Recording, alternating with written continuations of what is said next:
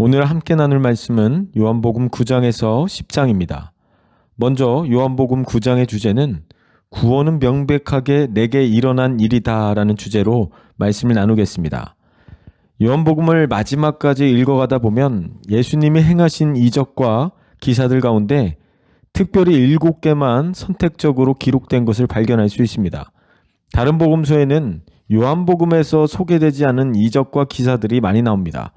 그렇다면 요한은 그 많은 이적과 기사들 가운데 무엇 때문에 유독 7가지만을 선택해서 소개하고 있을까요? 그것은 이 7가지 이적과 기사가 하나같이 예수 그리스도가 하나님의 아들이심을 밝히 드러내는 것이어서 이 말씀을 통하여 그를 믿게 하려고 했기 때문입니다. 요한복음 9장에는 나면서부터 맹인이었던 사람이 예수님의 손에 의해 고침을 받아 눈을 뜨고 보게 되는 놀라운 이적과 기사가 나옵니다. 다른 6개의 이적과 마찬가지로 이건 역시 한 가지 중요한 목적을 가지고 있습니다. 복음서에는 수많은 기적적인 사건들이 많이 나오는데 요한복음 9장에 등장하는 나면서부터 맹인되었던 사람에 관하여 9장 전체를 할애해서 한 가지 기적만을 다루고 있는 이유는 무엇일까요? 그것은 예수님이 세상의 빛이요 우리를 어두움에서 건져내어 영원한 하나님 나라로 인도하시는 유일한 구원자 되심을 온 천하에 선포하기 위해서입니다.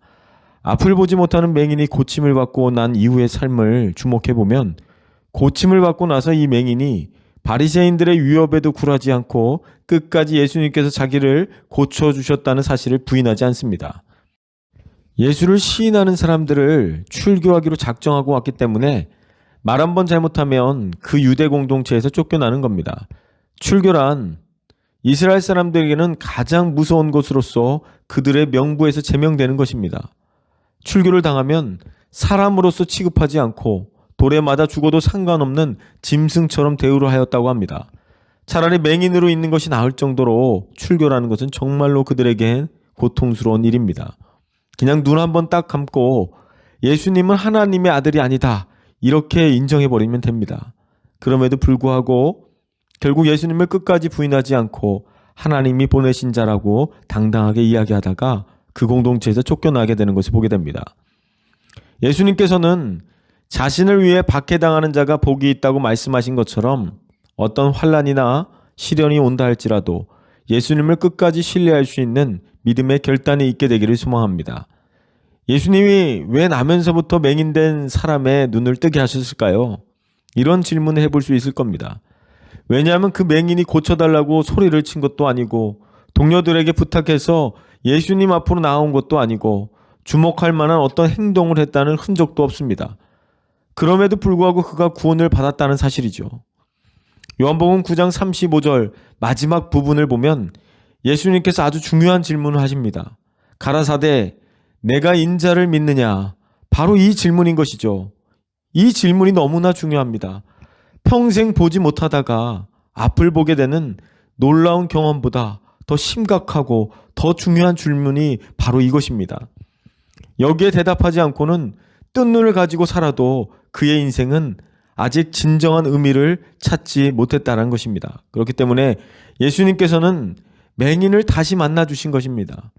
예수님에게 눈 뜨는 것이 최종의 목표라면 이제 눈을 다 떠버린 소경을 맹인을 구태여서 다시 찾을 필요가 없었을 텐데 그것이 전부가 아니라는 것이죠.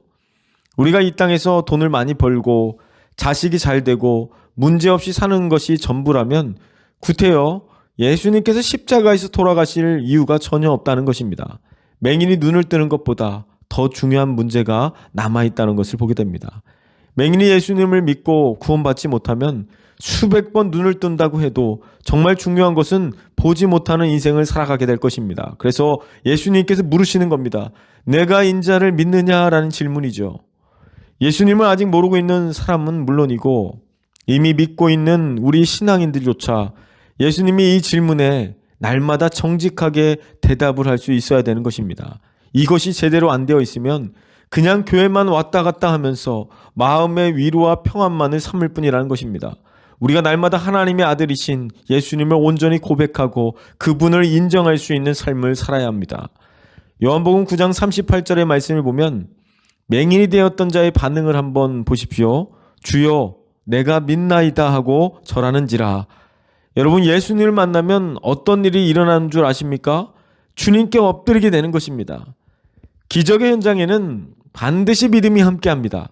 대부분의 치유의 기적은 고침받을 사람이 믿음을 지니고 있을 때 일어났습니다. 하지만 오늘 말씀의 경우는 고쳐주신 후에 그 후에 믿음을 확인하고 있는 것을 보게 됩니다. 중요한 것은 우리가 주님을 만나서 말씀을 듣고 어떤 기적적인 특별한 은혜를 받을 때 전이든지 후에나 반드시 믿음의 고백을 요구하고 계신다는 사실입니다. 만약 고침받은 맹인이 예수님을 다시 만나지 못하고 예수님 앞에서 예수님이 주님이시고 하나님의 아들 구원자 되심을 믿습니다라고 고백하는 장면이 없었다면 아마도 그는 고침받는 기적의 은혜를 오래가지 않아서 다 잃어버리고 살았을 것입니다. 예수님을 만나고 계속해서 믿음을 고백하는 것이 너무나 중요하다는 것입니다. 우리 모두는 다 기적의 주인공들입니다. 우리는 주님을 만나기 전에 영적인 맹인이었습니다. 예수님은 맹인을 다시 만난 것처럼 매일같이 우리를 찾아오셔서 믿음의 고백을 요구하고 계십니다. 오늘도 우리를 찾아오셔서 나를 온전히 믿느냐라고 이렇게 묻고 있는 겁니다. 그때 우리는 조금도 망설임 없이 고침받은 맹인과 같이 즉시 엎드리면서 네, 저는 주님을 온전히 믿습니다. 예수님만이 영원한 주인 되십니다. 라는 고백을 할 수 있어야 되는 것입니다. 여러분 삶 속에서 헤아릴 수 없는 기적의 은혜, 치유의 은혜, 구원의 은혜를 베푸신 주님을 날마다 고백하시기를 바랍니다. 바리새인들은 기적의 현장을 목격하고도 왜 그토록 자신들만의 생각에서 벗어나지 못했을까요? 자신들도 예수님께서 사람이 할 수 없는 수많은 기적들을 눈으로 보았지만 예수님을 구원자로 인정하지 못했다는 것입니다. 아무리 믿음이 없고 의심이 가득한 사람일지라도 눈앞에서 기적이 일어나면 마음의 문이 열리게 되는데 바리새인들은 예수님을 하나님의 아들로 끝까지 인정하지 않았다는 것입니다. 우리는 눈뜬 소경으로 살아갈 때가 너무나 많습니다. 멀쩡한 시력을 가지고도 보지 못하는 것들이 눈을 뜨고 사는 우리에게 얼마나 많은지 모릅니다. 그렇기 때문에 분명한 것은 눈을 떴다고 다 된 것이 아니라는 사실입니다. 여러분, 당연히 소경에게는 눈을 뜨는 것이 가장 우선적인 것일 수 있습니다. 그렇지만 오늘 말씀을 보면 눈을 뜨게 되는 것만이 전부가 아님을 예수님께서는 말씀하고 있다는 것을 보게 됩니다. 우리가 예수님을 믿는다는 것이 무엇일까요? 이제 막 눈을 떠서 보게 된 맹인은 출교의 위협 앞에서도 자기에게 일어난 일을 부인할 수 없었습니다. 왜냐하면 자기에게 명백하게 일어난 일이기 때문입니다. 예수님을 믿는 것은 이런 것입니다. 아무 일도 일어난 것이 없고 아무 변화도 없지만 내가 그저 교회를 다니고 있기 때문에 또는 영적 기도를 했기 때문에 단지 그 사실에 의하여 내가 구원받았다고 말하는 것이 결코 아닙니다. 그러한 구원의 고백은 오히려 위험합니다. 넘어지기 쉽습니다. 구원은 자기에게 일어난 어떤 일이며 그것은 부인할 수 없도록 인식되는 하나님의 놀라운 역사라는 것입니다.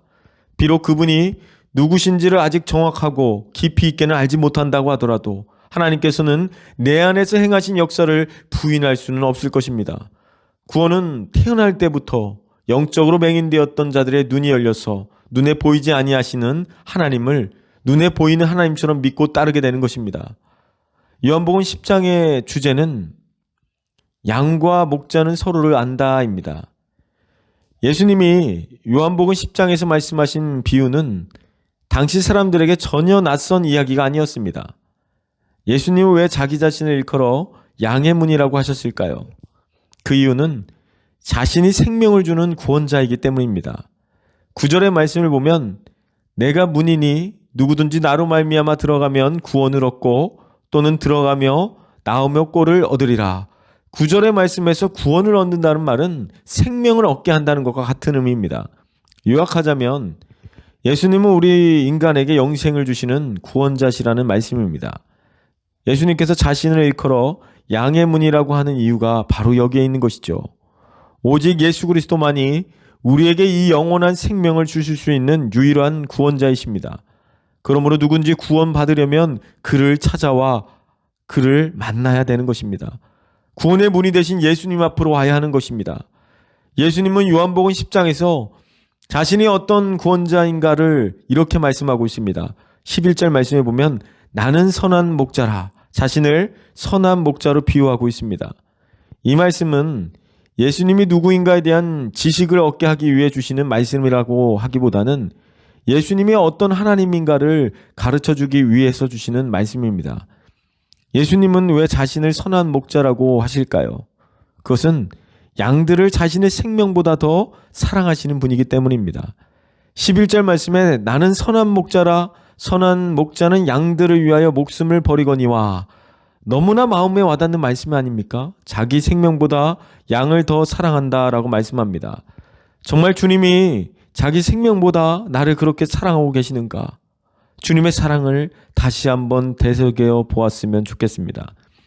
예수님은 죄와 사망의 소나기에서 우리를 구원하시기 위해 자기 생명을 바치지 않으면 안 되었습니다. 자기 생명보다 우리를 더 사랑하지 않고는 결코 우리를 구원하는 일을 해낼 수 없었습니다. 우리가 본문 말씀을 통해서 분명히 깨달아야 될 것은 영생을 얻기 위해서는 믿어야 된다는 것입니다. 영생이란 무엇입니까? 영원히 사는 생명을 말합니다.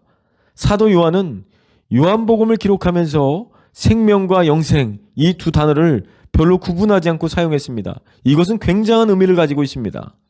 이 영생은 우리 인생의 마지막을 행복하게 끝나게 하느냐, 아니면 정말로 비극적인 종말로 끝나게 하느냐를 판가름하는 아주 중요한 변수가 됩니다.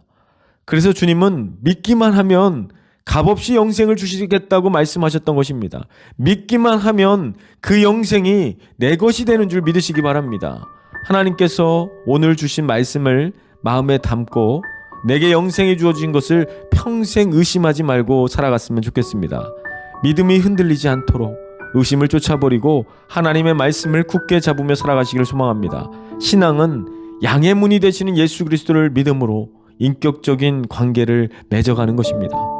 내가 주님을 알고 주님을 내가 온전히 고백할 수 있는 것이 참된 신앙의 고백입니다. 이 믿음을 통하여 내가 주님의 양이라는 사실을 증명해내는 그런 믿음의 삶을 살아가시게 되기를 주님의 이름으로 축복합니다. 기도하겠습니다. 하나님 아버지, 살아있으나 영적으로는 죽은 것과 같이 마찬가지였던 저희를 찾아오셔서 마치 맹인되었던 자를 보게 하셨던 것처럼 저희의 눈을 뜨게 해주시니 너무너무나 감사합니다. 저희들은 나면서부터 죄인이었지만 기적적인 은혜로 구원받았다는 사실을 평생토록 잊지 않게 하시고 세상 모든 것들을 주님의 은혜 가운데 온전히 누릴 수 있도록 인도하여 주시옵소서. 그래서 그 크신 은혜 앞에 교만에 빠지지 않도록 날마다 그 믿음을 잘 지켜갈 수 있도록 붙잡아 주시옵소서. 우리의 눈을 뜨게 하셔서 보게 하시고 듣게 하시고 생명의 길로 이끌어 가시는 예수 그리스도의 이름으로 기도드립니다. 아멘.